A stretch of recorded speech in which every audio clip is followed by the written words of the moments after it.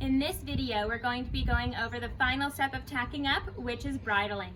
You'll want to make sure you have your bridle in one hand, and I'm going to show you how to put a ring on the bridle as well, so we have something to attach the lead rope to while we lead Honey for her lesson. I'm just going to put the ring in my pocket. The very first thing that we're going to do is take the reins and put them over the horse's neck. This ensures a few things. Number one, it lets you know that you have reins and that they are attached to the bridle. We have a lot of different adaptive equipment and many of our students use different reins, so sometimes the reins may not be attached. So you just want to make sure that before you are bridling that you have everything as it needs to be. The next step here is to take off the left cross tie only. So I'm just going to unclip this. This allows me to move freely on the left side while still keeping the horse securely attached with her halter on the right. Now once we have this step, I'm going to loosen the halter, gently slide it down her nose, and reattach it around her neck. The reason for this is so that she's still attached. Another great reason why we have the reins around the horse's neck is just in case this halter drops at any point during that process, you still have some control of the horse by having a point of attachment, the reins around her neck. Now I'm going to hold the top part of the bridle here. This is called the crown piece, and I'm going to gently hold the bit open. I'm going to bring it down towards Honey's mouth, gently sliding my finger in this corner of her mouth.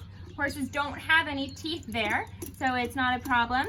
And as I'm gently gliding the bit in, I'm pulling up here with the crown piece as well so that it fits. I'm going to take her outside ear or her right ear through the bridle first, and then gently folding her left ear.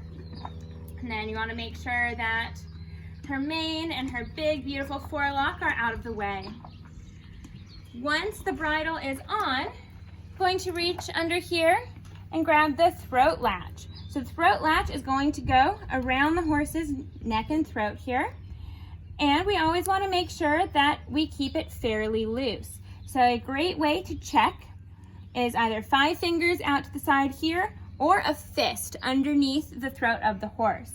So you check here at the fist or the 5 fingers. So we want the throat latch to be fairly loose. The next step here is the noseband. So we want to make sure that the noseband is underneath the cheek pieces. Please make sure you move around the side of the horse to make sure that this is in the correct spot.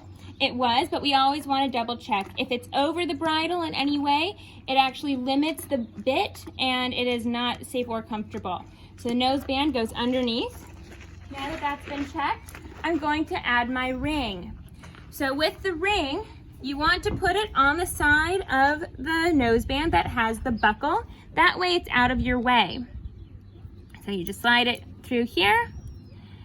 Now we take it, buckle it,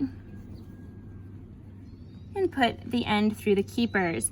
Now we have a place that you can attach the lead rope. With the noseband, you want to fit about 2 fingers. We don't want it to be super loose, but we also don't want it to be too tight. So once this is here, we can then come and get Honey's lead rope. Once the lead rope is attached to the halter, to the bridle, we can unbuckle the halter, making sure it doesn't get caught in the reins. And now your horse is ready to be led for the lesson. All right, so now we're going to go over unbridling.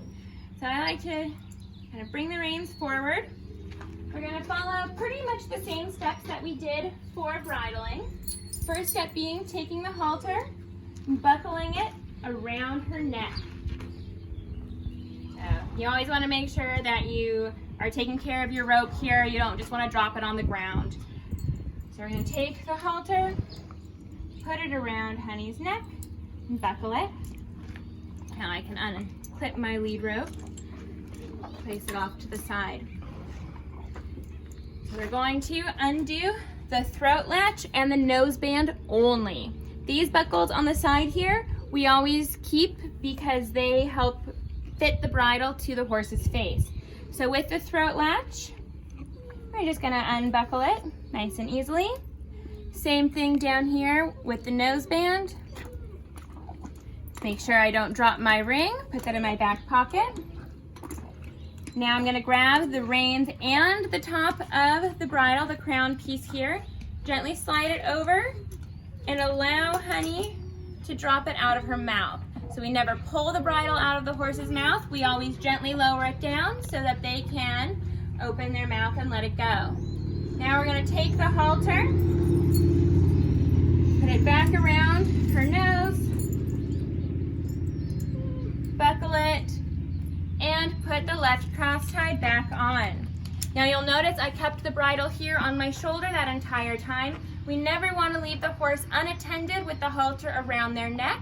They can actually step forward in the halter and get injured. So whenever we are unbridling, we always want to make sure that we work quickly and safely and never leave the horse unattended with the halter around the neck.